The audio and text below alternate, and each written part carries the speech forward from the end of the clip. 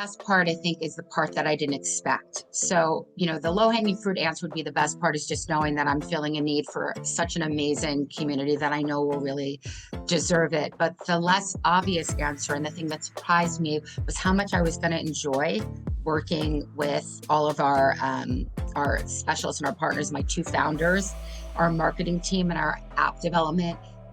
Today, we sit down with Jamie Pastrano, a dynamic mom, licensed social worker, and former executive sales director who spent over 2 decades in corporate America before taking the leap into tech entrepreneurship. In today's episode, Jamie shares her inspiring journey of building Synchrony, the very first AI-powered social app designed specifically for neurodivergent and autistic adults.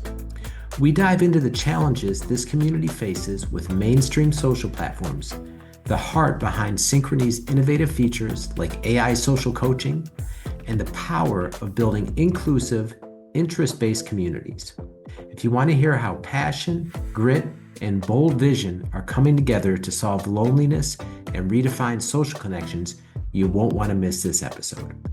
As always, if you found value from this content, please like and subscribe. All right, Jamie Pastrano, welcome to Beyond Fulfillment. Thanks for having me here.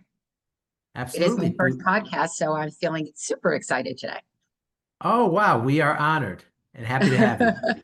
Thank you. And Jamie, the reason you're doing a podcast is because you've been hard at work for the past year and a half building an app that is the first of its kind and is going to be launching soon. So if you would, for everyone, tell us about your app. Sure. So we are currently in build. The name of the app is Synchrony, and it is the first of its kind social app that uses AI to help address a lot of the social deficits that our neurodivergent and autistic adults struggle with. So it's the first of its kind AI-supported social app for neurodivergent and autistic adults. Okay. All right. And what made you build this app?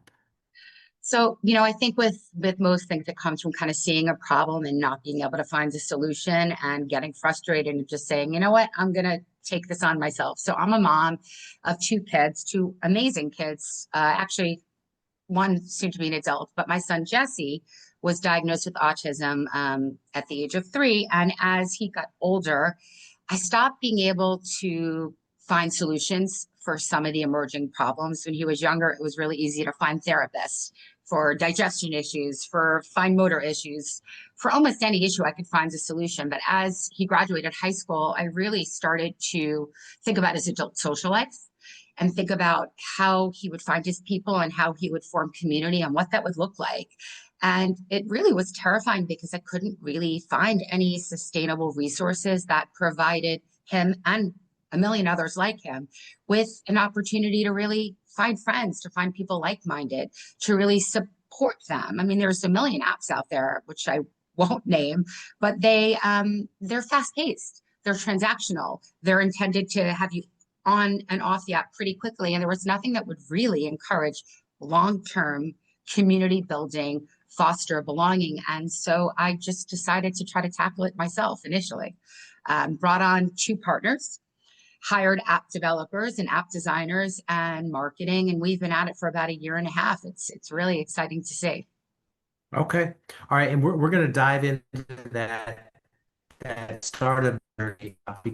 Many listeners are familiar with it and have gone through that, but just want to set the stage with a couple of things. For those that may not be familiar or may not know, just talk about some of the challenges that neurodivergent people have, particularly when it comes to using like a mainstream social app. Sure. I mean, to dial it back, I mean, autism is such a spectrum, and then you add on neurodivergence. So the overarching theme in this entire group is really a struggle with social abilities. Inference. What is somebody really saying? Are they joking? Social awareness.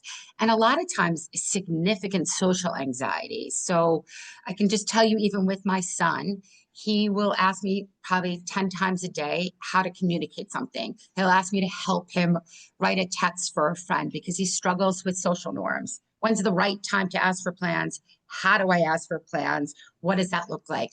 The main struggle with the entire population is really a difficulty with social anxiety, social cues, and social norms. And I think there's a misconception that this demographic doesn't want those connections. They do. They very much do, but they struggle with how. What do I say? How do I say it? When do I say it? Okay. All right. And so you mentioned too, you made the decision, I'm going to build this. You brought on a couple partners, you got a developer, you've been doing the whole process. So you hadn't had any prior startup experience before this? None. So yeah, it was pretty terrifying, but it was a leap of faith I just decided to make. I was in corporate America for about 26 years. I was an executive sales director in insurance and benefits. But while I was in sales and while I was responsible for my income, I was not responsible for running a business or the ins and outs of it. So, taking a leap and starting this, it was really the first time I'd ever done anything like it. I didn't know any of it, how to get an LLC, who to talk to, how to get a lawyer, how do you find an app developer, how do you find a designer? I mean, literally everything started from ground zero. Like, it started with going to lunch with other people that started businesses and asking them how to and what do I do and how much money. It was probably 8 months of just picking brains and really trying to assess if I could do it before I took that leap and said, you know what, I'm going to try. I have really nothing to lose but my time and obviously money. Gotcha. Okay. All right. So you took your time, you talked to a lot of people, you did some your research and whatnot, and then you finally started. I mean, what Mhm. was the biggest surprise once you got things going from putting this together? You know, it's funny because I'm sure other founders would say this. In many ways, I think the biggest surprise was really understanding how difficult it would be and the complexities in building an app.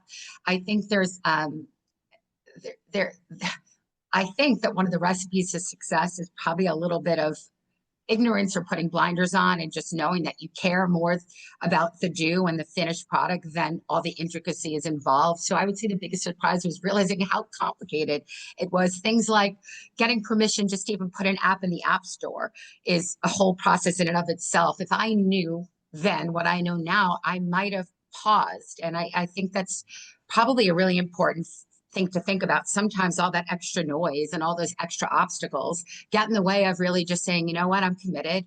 I see the need. I see that there should be a solution, and I'm just going to tackle it one step at a time. So everything was new. Everything, everything was a surprise, but in a good way, because when you break it down into little steps, you're able to accomplish it, right? You're able to tackle without really overthinking it. And, passion and commitment, I think, and hard work, I think always kind of overcome all those little obstacles that we create in our analytical minds that can maybe stop us from doing what we really want to do.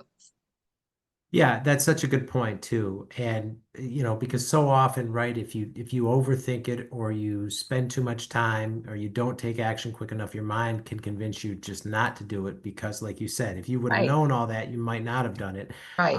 But look, here you are close to launch because you just Uh, you went into action and did it. or you Uh, think you need an answer for every little thing before you start, and then you never start, and 5 years go by, and you've lost that opportunity. So I'm fortunate that I have risk tolerance and that I'm very motivated and somewhat myopic in my focus when I want to get something done. okay. As far as the timeline, did you think you'd have it out sooner? I did. That's another one that was a bit of a surprise. You never know how long something's going to take. We were thinking 6 months to a year, but as we started to develop and we realized the significance of AI and how much time we needed to fine tune that, it definitely packed on some extra months. Okay. we All need right. we need to take our time with this, where we're less focused on the when and we're focused on making sure it's right. When you think about the audience that we're looking to serve, we really need to make sure that the app is going to do what we say it's going to do and that we've had ample time testing. Okay. And so talk about like kind of what the if someone's out here listening to this and Sure. they know someone, have a relative or a child or Oh, they someone that definitely could, do. yeah, exactly, They right? definitely, yeah. What could people expect as far as a user experience from this app? So, you have to, what can they expect? They can expect it to be user friendly. So we're building this from the perspective of, I'm a mom, so I know this audience really well. I'm also a licensed social worker, but we also have on our team neurodivergent, people that are actually helping us write copy and helping us with the wording. And we have an autism specialist. So what they can expect are features to really be built for them. For example, quiet mode, blocking out noise, simplicity, not multi-step, too much information on one page, really skinny down, pared down sensory input so that it's not overwhelming. They can also expect it to be a friendly, safe, supportive place where they can unmask and be who they are without worrying about judgment, without worrying about not fitting in. They can expect to find people similar to them because we are interest-based matching. So we're going to match our members based on their common interests. That's a really key there, right? My son, Jesse, can be friends with you if you like sports. That's enough for him. Sports or music, and he's in there. So if you're going on the app, you can expect it to be safe, supportive. You can expect to be able to meet people with common interests. And the key here is you can expect to get that help when needed if you're struggling with social anxiety, because we are offering an AI on-demand social coach named after my son, Jesse. So when you're on the app, if you are autistic or you're neurodivergent or you struggle with social anxiety, and you do get matched with somebody that likes the same things as you, and you don't know what to say next, you can have on-demand help through a social coach. And simply, they can help you figure out what to say next, help you understand the social interaction. Is this person joking? Are they not? And it's really on-demand help so that you're never alone in that app when you're struggling with what to say next, ultimately to find deepened connections and form your community and find your people. Okay. It's hard to visualize when you can't see it, I'm sure, right? Yeah, I mean, I saw some of the promo for it on your LinkedIn page, but yeah, like not seeing the actual app is Well, if you picture a comparable app and then picture kind of a button at the bottom of the screen that's a help button, and that's like your on-demand social coach. For listeners that are out there who've seen Love on the Spectrum, if you can imagine one of those dating coaches that kind of gives practical tips and advice, that's built into the app through an on-demand social coach. okay. All right. And so you're launching this in January of 2026, is that That's the right? goal. Yep. Okay. And how is in terms of the markets, are you in specific markets? Is it going to be nationwide? Well, how's that look? Yeah, so that's a great question. So our intent is to be national and to go into other countries initially. So we're not doing this on a local measure. We are partnering with autism advocacy groups nationally so that we're really trying to spread the word in as many places as we can. So one of our ways in which we're trying to grow the app is really by partnering with those groups, partnering with universities that specialize in autism and neurodivergent young adults. So we're using them to help us get the word out. We're offering references and reference codes so they can invite members who are appropriate and maybe having, some issues with loneliness or social isolation to explore our app to help them. Okay. All right. And you just mentioned there the loneliness and the social isolation. Yeah. For people that may not know, right? Like how big of an issue is that today for Yeah, this community? it's pretty significant. I mean, if you look into, the neurodivergent population, the comorbidity rate is huge. I would say it's probably close to half of all people on the spectrum have some other mental health issue, whether it's depression or loneliness. For my son, we're fortunate. We live in Manhattan. He's got access to tons of people all the time to talk to. But when I talk to some of the other moms of parents that, my son was friends with growing up, almost, I would say more than half of them are dealing with, at this age, 21 and 21 plus, of, my son or my daughter is just so sad. They can't find their people. They can't find their friends. They don't have a friend to go out with. I have very close friends whose son was diagnosed fairly late, and he's really, really struggling. He had, a couple of issues, real scares, hospitalizations where he was so depressed he couldn't find his people. He can't connect. He can't relate, but he's on mainstream apps and he's really having a hard time, connecting. It's quite challenging. It's more common than not, way more common than not. Mm, okay. All right. And partnering with so many advocacy groups and so many professionals within the industry, and this being the first of its kind type of app, like what's the response been from those people? So far, it's been phenomenal, thankfully. I mean, what's difficult for me, I'm director of sales and marketing in our position. What's difficult for me is that I don't have the app available yet. So I have a lot of interest in a lot of very, very large organizations that are just waiting to get it in their hands and do beta. What I've been hearing more than anything is, oh my God, I can't believe finally, we've been waiting for something like this. There's excitement, more excitement than anything else. I just need to get the app out and really available so that they can spread that word. And, that's another, I think, important point when you're thinking about the app or what the experience is. We're not looking to roll this app out and just get members on initially. We're really trying to grow this safely, organically, and with the help of trusted partners that can help us find the people that are appropriate for the app, that are really going to need it, that are going to use it wisely and effectively. Okay. All right. So you mentioned the advocacy groups, and then Tough word, also, I yeah, know. also universities as well Yes. because of the age. I mean, any other types of whether companies or any other types of institutions that would be a good fit for this? So right now we're really focusing on what we think the best fits are, which are those organizations, autism advocacy groups that really specialize in that young adult space. So groups that are providing jobs. That's a great demographic, and there's really tons of them out there. And the universities, because of the age group. Down the line, we'll probably expand and try to really make that focus a little bit less narrow. But I think initially, not I think, I know, initially we really need to keep this authentic and keep it to the age group that I think will use it best, and the word will spread from there. Okay. All right. And so with the launch planned in January, when do you expect app available for beta and for some of these people to see what So it really looks like? So we're going to do a very small beta with a tightly controlled group of individuals in late November.